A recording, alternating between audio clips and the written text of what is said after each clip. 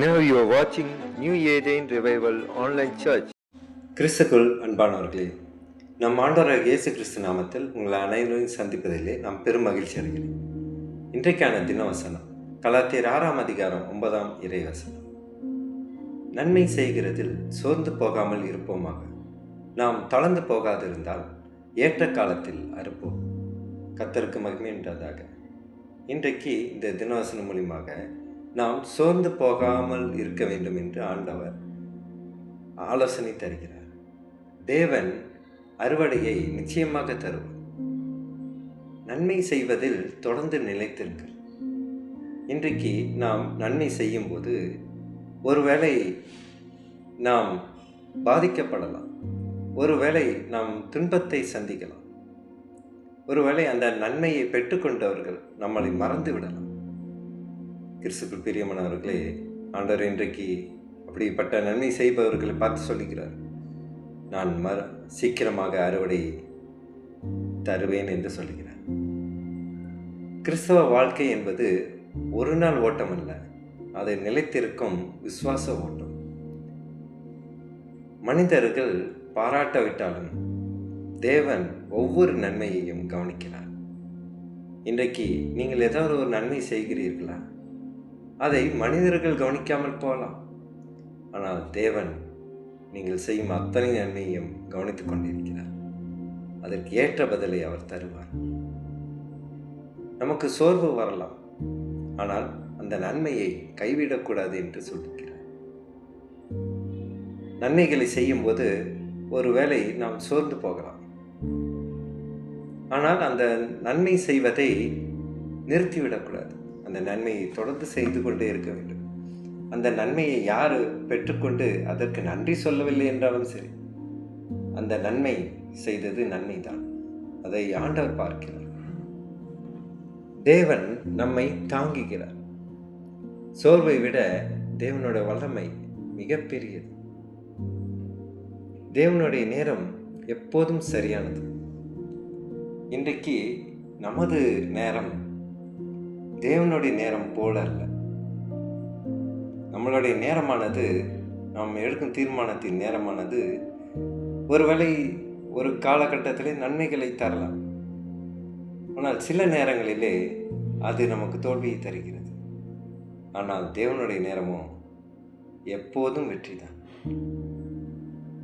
அவர் வாக்குறுதிகளை நிறைவேற்ற சரியான காலத்தை அறிந்திருக்கிறார். பொறுமையுடன் காத்திருப்பவர்களை அவர் கண்டிப்பாக கனப்படுத்துவார். அவர் நிறைவேற்ற வேண்டிய நேரமா வரைக்கும் நாம் காத்திருக்க வேண்டும். இன்றைக்கு நன்மை செய்யும் போது ஒருவேளை அந்த நன்மை பெற்றுக்கொண்டவர்கள் இப்போது அவர்கள் நன்றி மறந்திருக்கலாம், ஆனால் ஒரு காலகட்டத்திலே ஆண்டவர் எழுப்புவார். அந்த நன்மையை பெற்றுக்கொண்டவர்கள் மனதிலே ஊடுருவி நாம் நன்மையை பெற்றுக்கொண்டோம் என்று உணர செய்வார்.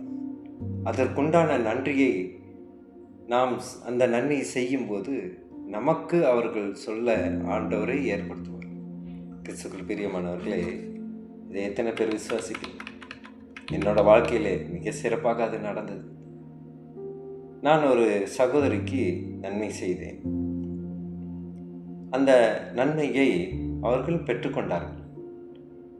ஆனால் பெற்றுக்கொண்ட பிறகு அவர்கள் ஏறெடுத்து கூட பார்க்கவில்லை, ஒரு நன்றி வார்த்தை கூட சொல்லவில்லை. ஆனால் அதுக்கு முன்பதாக நிறையா தடவை உதவி கேட்டு கேட்டு தொலைபேசி மூலம் என்னை தொடர்பு கொண்டார்.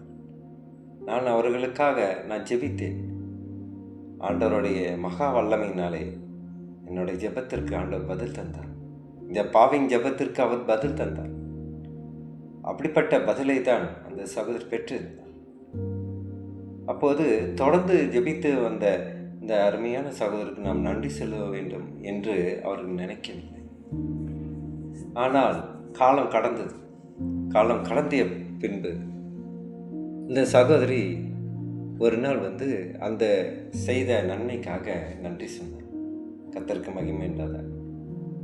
இன்றைக்கு எத்தனையோ நன்மைகளை இப்படி அன்பு சகோதரிகள் செய்திருக்கலாம். ஒருவேளை அந்த நன்மையை பெற்றுக்கொண்டவர்கள் மறந்திருக்கலாம். கலக்கம் அடைய வேண்டாம். ஆண்டவர் ஒரு நாளை குறித்து இருக்கிறார்கள். அந்த நாளிலே அவர்கள் மனம் வருந்த வைத்து அவர்கள் செய்தது தவறு என்று அவர்களை உணரச் செய்வார் ஆண்டவர். நன்மை செய்வதில் சோர்வடையாதீர்கள். தேவன் உங்கள் உழைப்பையும் கண்ணீரை ஜெபத்தையும் மறக்க மாட்டார். சரியான காலத்தில் அவர் ஆசீர்வாதத்தின் அறுவடையை உங்களுக்கு கண்டிப்பாக அளிப்பார். இப்போது நாம் ஜெபிப்போம். எங்கள் அன்பின் பரலோக பிதாவே, உம்முடைய பரிசுத்த நாமத்திற்கு ஸ்தோத்திரம் செலுத்துகிறோம். இன்றைக்கு நன்மை செய்வதில் சோர்ந்து போய் இருக்கிற ஒவ்வொரு சகோதர சகோதரிகளையும் நீர் புதுப்பிக்கும்படி வேண்டிக் கொள்கிறோம் ஆண்டவர். அவர்களுடைய கைகளை பலப்படுத்தி மனதை உறுதிப்படுத்தி விசுவாசத்தில் நிலைத்திருக்க கிருபை செய்யுமே ஆண்டவரே. தாமதமாகி விட்டது என்று நினைத்து மனம் உடைந்து போயிருப்பவர்களை நீர் கனப்படுத்தும் ஆண்டவரே. சொதுக்கத்தாவை துதிக்கிறோம் அப்பா. கண்ணீரோடு இருப்பவர்களுக்கு நீர் ஏற்ற பதிலை தருவீராக அப்பா. நோயில் இருப்பவர்களை சுகப்படுத்தும் ஆண்டவரே. வேலை தேடுபவர்களுக்கு நல்ல வேலை கொடுக்கும் ஒரு சந்தர்ப்பத்தை நீ ஏற்படுத்துமா நான் ஜெபிக்கின்ற கர்த்தாவே. அப்பா, கடன்கள் இருப்பவர்களுக்கு விடுதலையும் ஊழியம் செய்பவர்களுக்கு எந்த ஒரு தடை இல்லாதபடிக்கு காத்துக்கொள்ளும் ஆண்டவரே. இப்போ பரிசுத்த ஆவியின் அபிஷேகத்தை அவர்களுக்கு அறிவிலியராக சொதுக்கத்தை அனைத்தையும் எங்கள் ஆண்டவர் ரட்சிகரமான புதிய உலகத்தின் மாமன்னராக இயேசு கிறிஸ்து மூலியமாக ஜெபிக்கின்றோம் நல்ல பிதாவே. ஆமீன், ஆமீன்.